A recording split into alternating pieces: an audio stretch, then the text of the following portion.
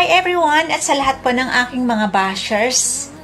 Nais ko pong ipaalam sa inyong lahat na kung ano man po yung pagmamahal na ipinakita ko sa inyong lahat dito sa social media patungkol po sa aking minamahal na si Francis Leo Marcos ay tinatapos ko na po.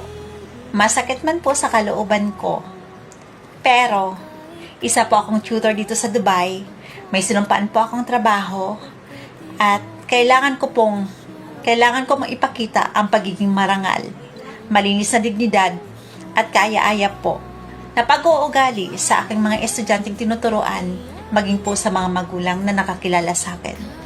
Sana po ay maunawaan ng lahat. At message ko po sa taong minamahal ko kay Francis Leo Marcos. Hindi ibig sabihin na ang pagsuko ko dito sa social media para sa'yo ay pagsuko na sa habang buhay. Magkikita po tayo next year sa pag-uwi ko. At abangan po ninyo kung saan pong hahantong ang pagmamahal na ito. Dalangin ko po sana na sa darating na mga panahon, magbago na po si Makagago. At dalangin ko po sana lumambot na po ang puso ni Food Genius Vlog para po sa aking minamahal na si Francis Leo Marcos. Sa mga nagsasabi na ito ay isang content lamang, hindi po, dahil dito sa puso ko, nararamdaman ko po ang tunay na pagmamahal sa taong aking iniidolo.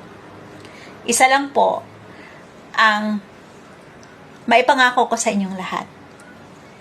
Abangan na lang po ninyo kung saan hahantong ang aming story. Patuloy ko po siyang mamahalin. At ang pagtigil ko po ng panliligaw sa kanya sa social media ay nasa social media lamang po. Pero ito ay ang aking itutuloy sa Messenger. Marami pong salamat.